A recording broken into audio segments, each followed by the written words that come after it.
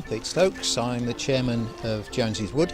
Along with all the other group, we're the ones that's been doing all of the work in the wood over the past 3 years.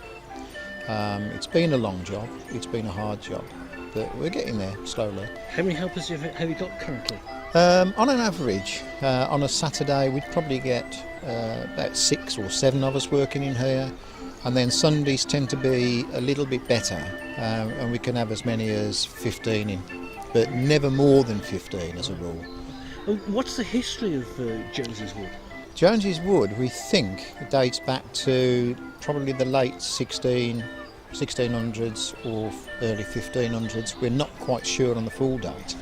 Although one of the group is looking into the history of the actual wood itself. The ditches that are around the edge of the wood, by all accounts, are the oldest part of the wood. The wood itself, as I say, probably 1500. Right. So is that compatible with Henry VIII and all that sort of stuff? I would think so. You'll probably see as you walk around, a lot of the oak trees are bifurcated. That means they've come outwards from the root.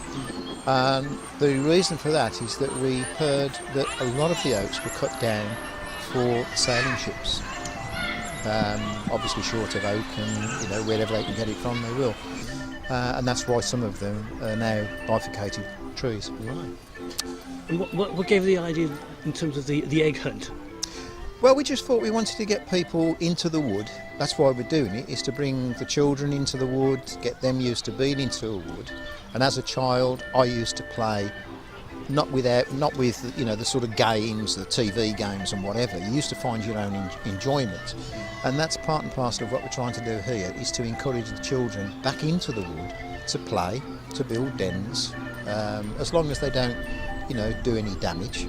We're more than happy with that. And it is working. They are coming back into the wood. Yeah, it's a shame that these days the kids aren't allowed out of the house almost.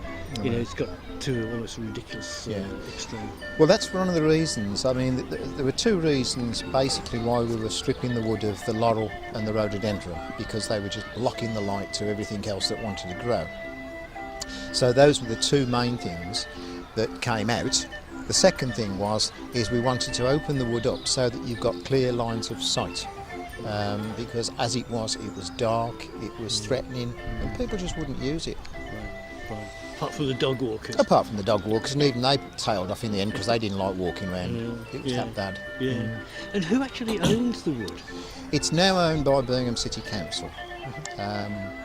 It was the best part of 35 years and had very, very little done to it. They'd come in and just occasionally prune some of the trees. And that's really why we set it up, because if it was left, it would eventually get built on, I'm sure it would, although it's got a preservation order on it. But that means nothing these days. We've got a green belt now down the road and they're going to build houses on it. So we thought, well, let's get in there and get something done with it. Absolutely. Yeah, give it back to the community. Yeah. So the idea for the egg hunt was it your idea, or? Yeah, it started off as my idea as the time went on, because all the rest of the group then, we all got involved and said, well, we could do this, we could do that, we could do the other. But we try to keep the group as a group which everybody has a decision in what's going on. Nobody sort of dictates what's going to be done. We all make decisions and we'll follow on with it. The other one that we're now looking at doing, and plans are starting to happen after this is finished, is a one night in the wood for Christmas, and it will be all lit up with Father Christmas and other little bits and dabs in there as well. We're hoping to be able to have a little bit of stage and invite some of the local schools to bring their little choirs along to do carols and so on and so forth. So it should be a beautiful night. Just fingers crossed we can get it all organised in time.